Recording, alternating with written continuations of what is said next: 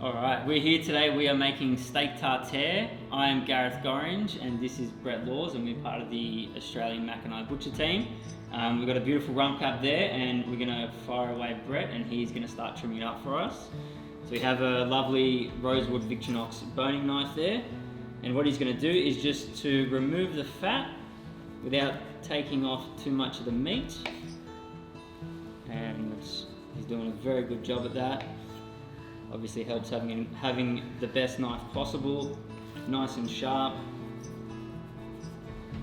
Alright, so while he's going along here, just continuing to remove all that fat and all that sinew. This is a steak tartare, so we will be eating this raw. It's not actually cooked, so you don't want any sinew, any fat whatsoever. We chose today to use a rump cap, but you can also use eye fillet, you can use Scotch fillet New York. It is very crucial to have a fresh piece of meat. You don't want anything too old. Like I said, you are eating it raw.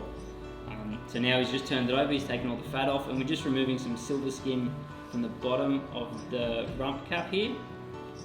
Once again, this does not eat well, so it has to come off.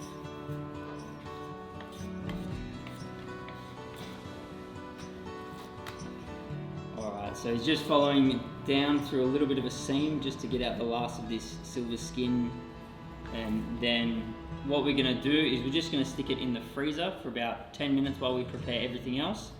The reason why I suggest to do this is because it will make cutting it nice and small a lot easier for you at home.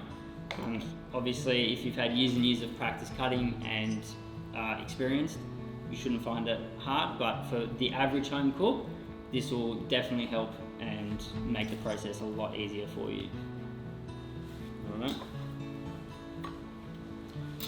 Alright, so we're going to start cutting up our cornichons. We've switched to a chef knife now. Once again, Victorinox's rosewood handle range. Beautiful, beautiful knife. While Brett's cutting that, I might start on the onion. Lawsy, you want to chuck in that onion? Sure, mate. Thank you. Alright, so once again, everything we're chopping here, we are using the Victorinox knives. Because this is steak tartare, this does need to be as fine as possible.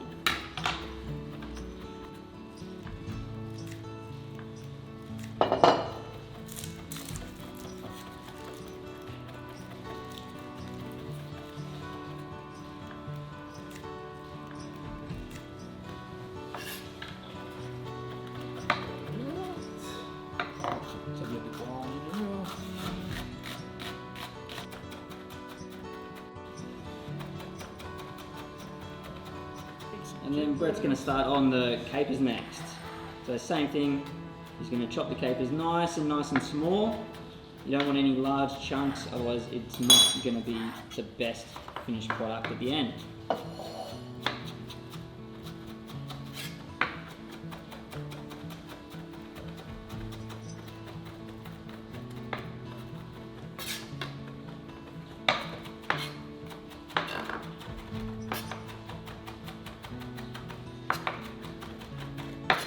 How nice are these knives, Brett? Oh, they're beautiful. very good to use, that's for sure. Alright, those capers are looking pretty good to me, so I reckon we'll add them into the bowl, Brett. If you want to pass it over. Pop them in there. Let's do this. The onions looking good too. Oh, thanks, mate. We'll add the onion in.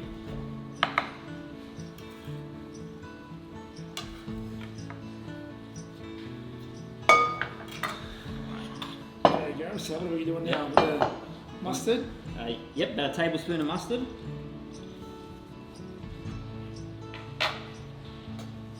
Perfect. A good pinch of pepper. Good pinch.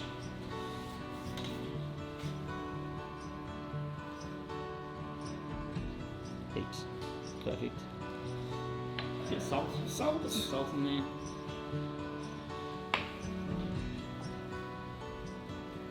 Marvellous. And a splash of oil. I didn't think this would be fun to watch Brett muck up first. I'm going to crack an egg and get me the yolk. Sounds good.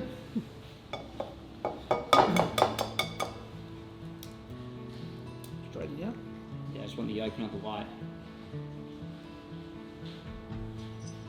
Alright, so the egg yolk's going in. Wonderful. And then we're going to chop up some parsley. We need about 2 tablespoons worth. I want the leaf, not all of the stalk. If you want to pass me some over, I'll give you a hand to rip it off. A little bit slow there, Brett. Sounds good.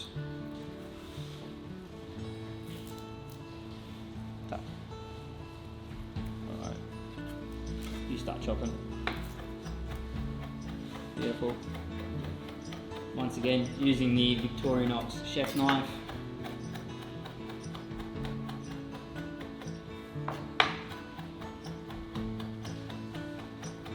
Getting it nice and fine. Alright, parsley's going in now.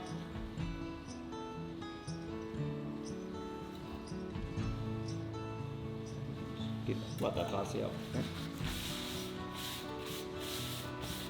Perfect. Alright, so we get our steak now. Alright, we're going to use about 300 grams or so.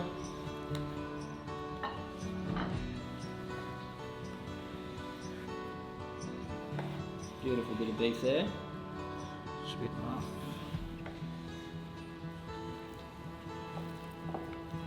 So once again, much like everything else, we're going to cut it. He's going to cut it lengthways into strips first.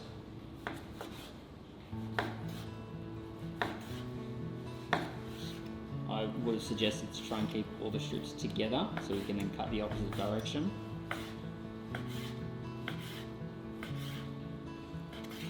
Just gliding through.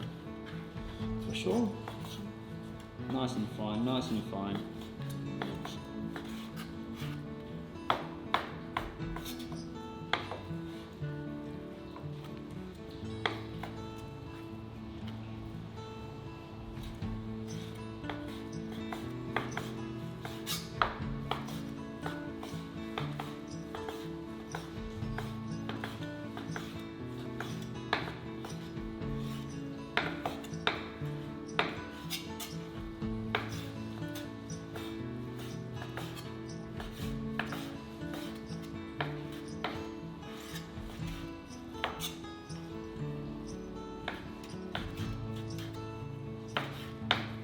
We might just give it another quick little chop through. Try and throw it a bit more, give it a quick chop up.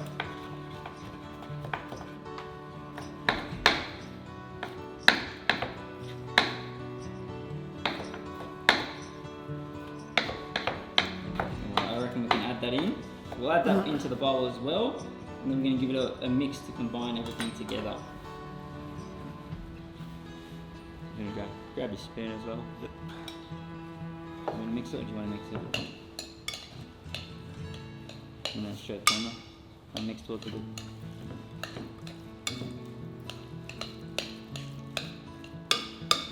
Wait till up actually.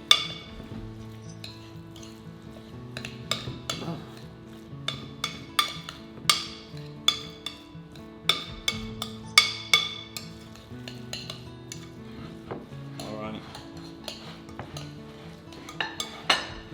So we've got ourselves an egg ring here, but you can also use a ramekin if you don't have an egg ring. We're going to fill the egg ring and pack it down nice and tight.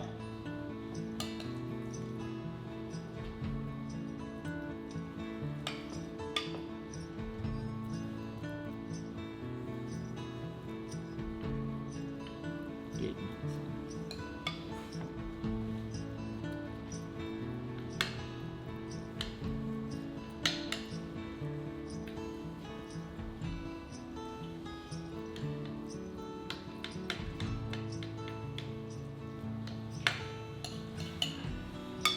Alright, let's go. Make a little indent in the top.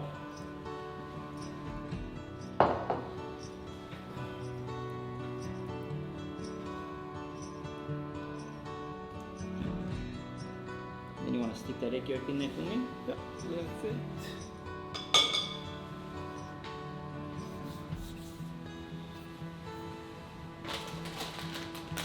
And we'll just put some chips around it to serve. Do you like to do the honours?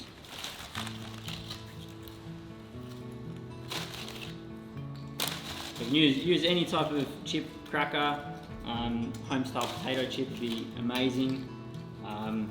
But anything you want, anything you like. And there we have it.